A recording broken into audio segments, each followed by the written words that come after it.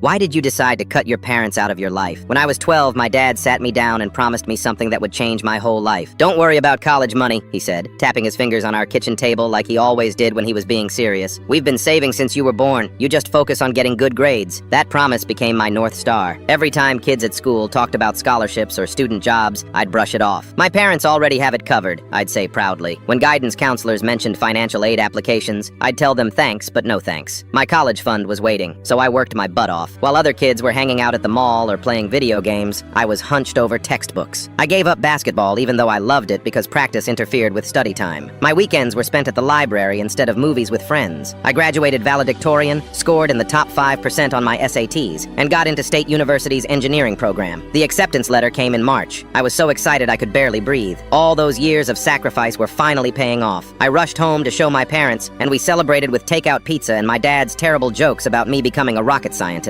But when enrollment opened in June, something weird happened. I logged into the student portal to check my account, expecting to see a big fat payment from my parents. Instead, there was just a bright red number showing my full tuition balance. Confused, I refreshed the page 3 times. Maybe the system was glitching. I found my mom in the garden watering her tomatoes. Hey, when are you guys sending my tuition payment? The portal still shows I owe everything. She didn't look up from her plants. Oh, that's because we haven't sent anything yet. I laughed, thinking she was messing with me. Very funny, but seriously, when's it getting paid? That's when she finally turned around. Her face wasn't joking anymore. Well, honey, there isn't exactly a college fund. The garden hose kept running, but I couldn't hear anything except my own heartbeat. What do you mean there isn't a college fund? Dad appeared from the garage, wiping grease off his hands with an old rag. We needed the boat, he said like he was explaining why we ran out of milk. And the kitchen renovation wasn't cheap. Plus, your sister Ashley needed help with her wedding last year, so we figured you'd just get loans like everyone else. I stared at them both, waiting for the punchline. They'd bought a 20-foot fishing boat 2 summers ago. They'd redone our kitchen twice in 4 years because Mom changed her mind about cabinet colors. They'd paid for Ashley's entire wedding, including her honeymoon to Hawaii. But you promised, I said quietly. You've been telling me for 6 years that college was handled. Mom shrugged and went back to watering. Things change. You're smart enough to figure it out. That night I called the financial aid office. It was too late for most scholarships. Too late for work-study programs. Too late for everything except private loans with interest rates that would follow me until I was 40. I had to defer admission for a whole year. While my classmates headed off to college that fall, I took 2 jobs. Mornings at the grocery store stocking shelves, nights at a warehouse loading trucks. 12-hour days, 7 days a week, just to save enough for 1 semester. The whole time, my parents kept living like nothing happened. Dad posted Facebook photos of him fishing on his boat. Mom shared pictures of their weekend trips to wine country. They bought new furniture for the living room and a hot tub for the backyard. Meanwhile, I was eating ramen noodles for dinner and sleeping on a mattress on the floor of my cousin's basement.